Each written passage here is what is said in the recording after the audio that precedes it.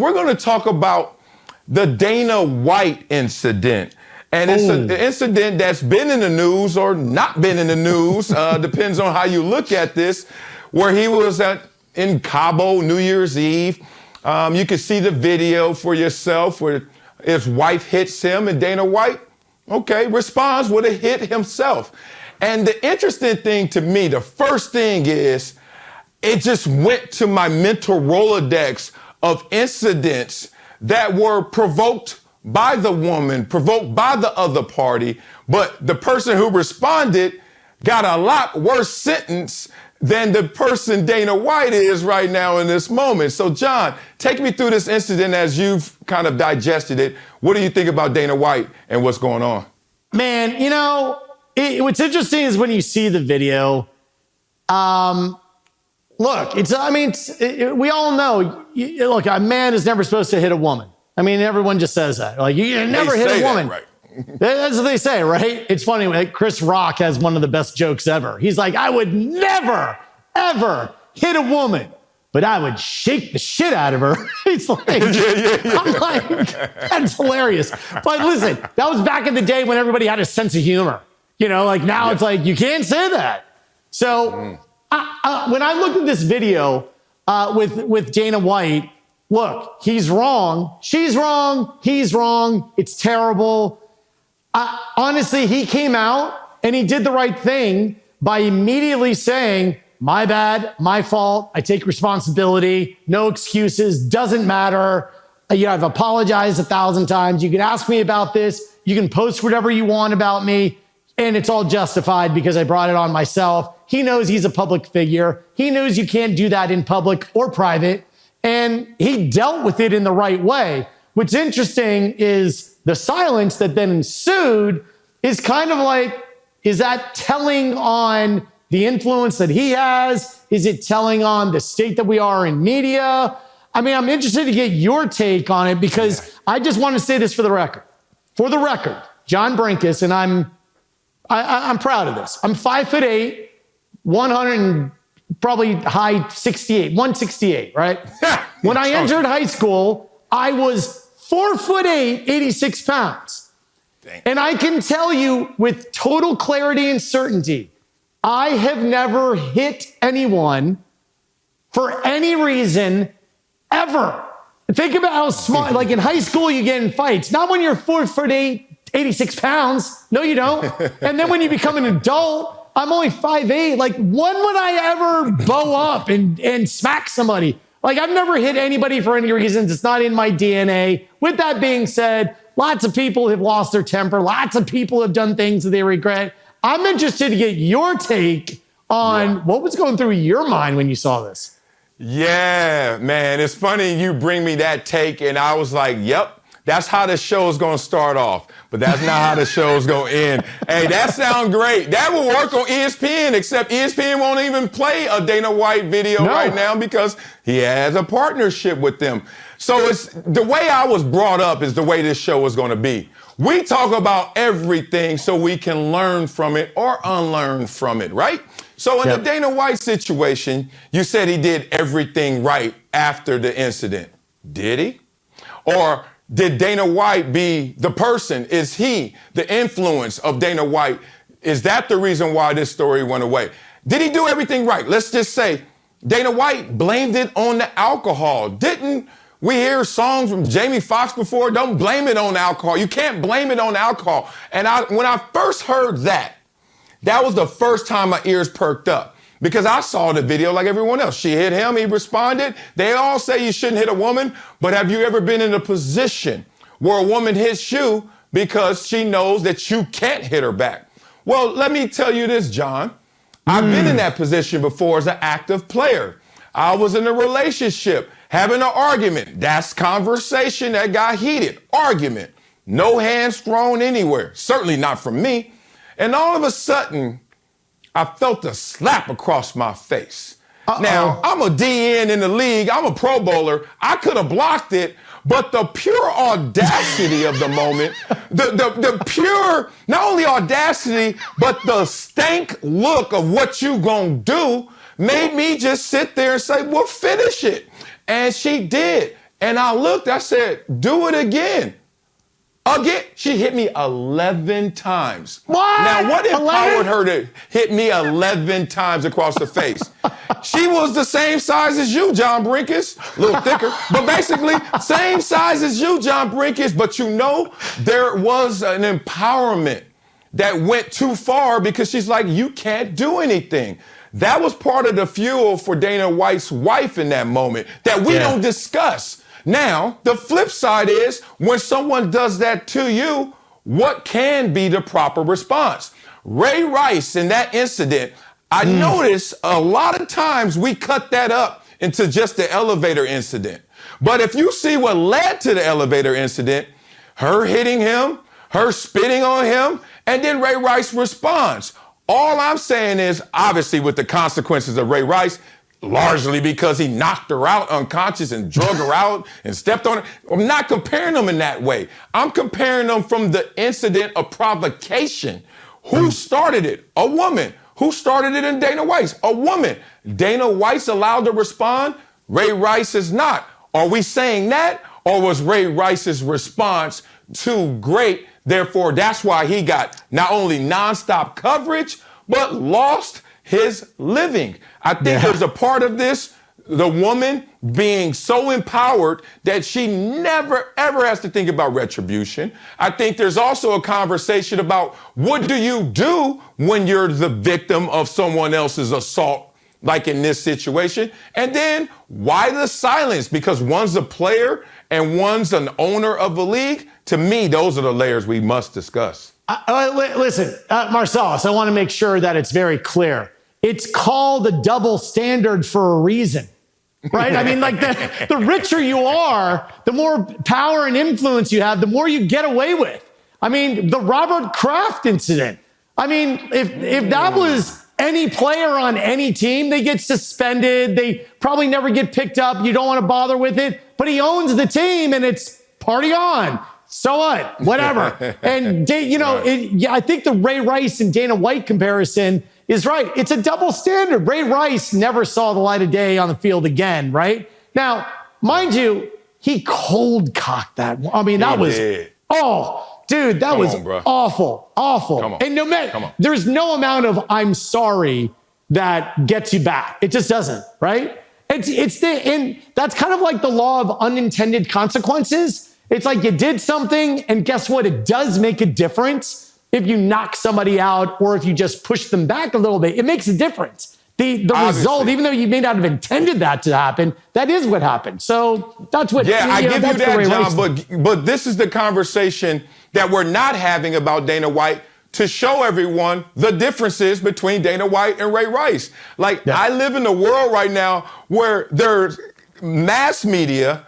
There's countless people who are independent content creators. It's all we do now is create content. We have the internet. And then if you talk about Dana White, it's like you got to go dig in some ditches to find one person saying something about it. And all I'm saying is, I don't want to indict Dana White. I don't want to cancel. I don't believe in cancel culture. So good luck trying to cancel me. The shit doesn't work. But no. I don't believe in that. But I do believe in conversation, especially when it's something to gain from it. And in this one, what we can gain is a huge conversation of a woman put her hands on the man and he responded.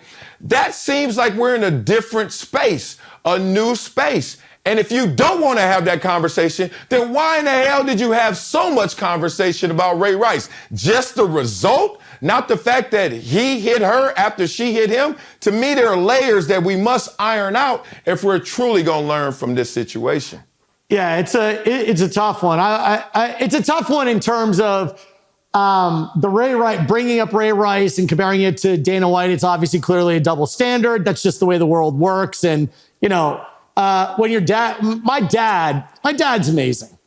He was amazing. He was a very, very guy. He passed away a few years ago. God rest his soul. But he was a very simple man. And he said to me, this is what he said. Ready? Son, I'm gonna tell you something. You're 16 years old. You got we didn't call it a mullet back then. It was because it was a Bosworth. right? The word mullet really didn't exist. It was a Brian Bosworth. So I had a Bosworth. And he goes, you wear an acid wash jean jacket and you drive a Camaro. You know what? Cops are going to pull you over for one reason, because you look like an asshole. That's why. and he goes, you're going to try to change it, and you're going to try to say it's not fair. And he goes, you know what? If you really honestly believe that it's not fair, then don't look like an asshole. Like that's like what he would say. And I'm like, the truth is, when I was 16, there's a real stat. I got pulled over 15 times in 12 months. And not for doing anything, because I looked like an asshole. So it was like, look, if you look like that, if you do that, that's what's going to happen. In the way that this relates to the Dana White thing is, here's a guy who's a gazillionaire. He's one of the most famous people in the world, especially in the world of sports. And when you do something, the media is saying, oh, if we go after him, he has a lot of power and influence over advertisers and deals and TV rights. Ray Rice, that's just a name on a roster. Like, it don't matter. So we can crucify one, and we have to just kind of look the other way on the other. And that's kind of my dad. I can hear him in my ears saying, it's just the way it is. Yeah, man, you're correct. I mean, look, I grew up around people, and my dad used to say the same thing. Different outfit, different haircut, but basically I heard the same thing. You know, I walk out the house with all blue on. You know, I'm in my adolescent years. I'm trying to sag. My daddy like, get your ass back in here unless you want them to think you crippin'. And if they think you crippin', you might get caught slipping. And there it is. So I was like in that same predicament. But you're speaking to my frustration, and in large part why I'm here working with you, John. It's because it's this selective outrage. Let's talk about protecting the guilty. And in this situation, when you protect the guilty, to me, there's a positive and there's a negative side to it. Let's talk about the positive side of protecting someone you know is guilty, like a Dana White, if you think that. I have had countless teammates have bad moments, indiscretions that only I know about, right?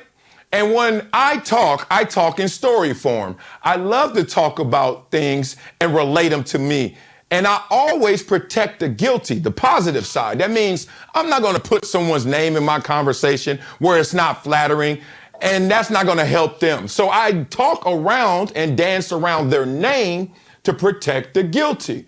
But the negative side of protecting the guilty are situations where we use this selective outrage. So we're going to condemn someone and we're going to throw the heavy hand at them when they do something in the realm of someone else that you just act like it never happened. Obviously, Ray Rice gets a harder sentence, longer sentence, greater verdict than what we see with Dana White. But he doesn't even have his moment in court in our minds. He doesn't even have his moment where we deliberate and talk about it.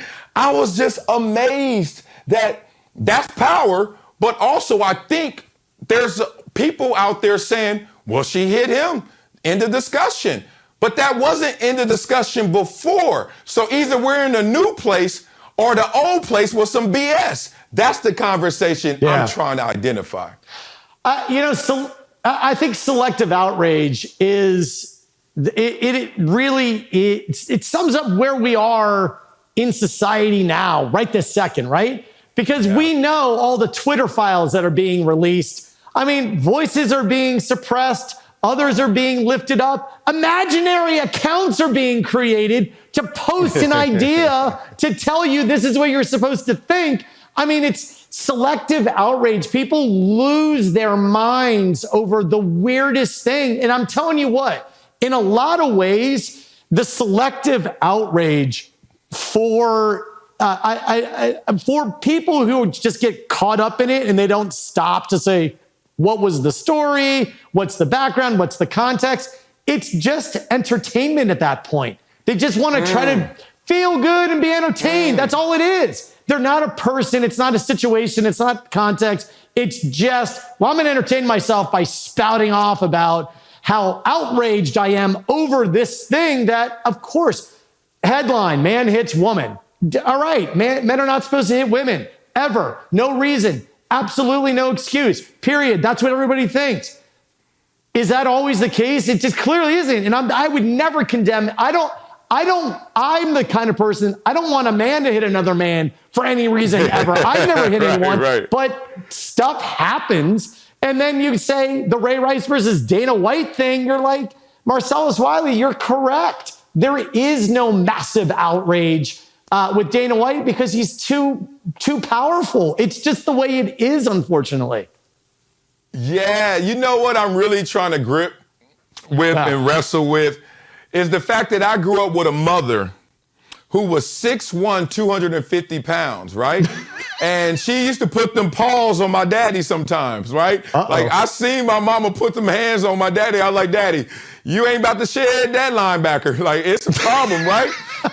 And so when I've seen it on the flip side, and obviously in my situation, it really shapes my lens of looking at it. Like, I used to hear the adage, never put your hands on a woman. And I used to always think of the addendum, like, what if she putting her hands on you first? And I used to see my daddy, like, just taking it. And it was just an interesting play, not only in the words, but also actions that didn't always support the words. And I obviously was a victim myself one time of someone knowing that blanket statement, never hit a woman, is something I can use as a weapon to really come at you. So that was just something I was finding very interesting. People have to know about this show, Never Shut Up. We don't talk about it. Look, I may see Dana White at the next UFC. And if he catches this clip, he better not have a problem with me because all I did was talk about it. And if he does, then I'm going to talk about it then and say, why you got a problem with me? And that's how I think we all grow and go together. Let me just tell you this. I want to tell you, this is the difference between Never Shut Up on Brinks TV and Never Shut Up on ESPN. Ready? Even the contemplation of this discussion, the ESPN execs are like, Marcellus, come here. We got to talk about this right now. Right? Are you saying, Marcellus, that it's okay to hit a woman? Is that what you're saying? Do you realize what our advertisers are going to do? And you're like, I'm not saying that. I'm saying, and I'm going to sum it up in this way. John Brenkus, I have never hit a human being, male, female, or any of the other genders or however many of the things there are, right? I've never hit or thing. I just don't do that. I absolutely positively do not condone anyone hitting anyone for any reason ever. That's me. But it happens. And when you just say a man should never hit a woman, I don't think a man should ever hit a man. I mean, that's what I think. And the difference between ESPN and Brinks TV is you're allowed to say, wow, a man just hit a woman. I wonder what the backstory was there. What happened? Right? Yes, I mean, you're not condoning it, but you're curious. And that's the beautiful thing. Let's keep conversations like this going. To me, the most honest place in the world, well, now I'm going to add one more. Never shut up. But before then, it was your group text. Like in your group text, man, what the hell Dana doing? What the hell his wife doing? And you're going back and forth hoping the FBI never catches your damn phone because it's a problem, right? That's the beauty and the freedom of being on Brinks TV and doing this show, Never Shut Up. We're going to talk about it, right? And we're not going to get canceled, and you're not going to be able to take our voices away.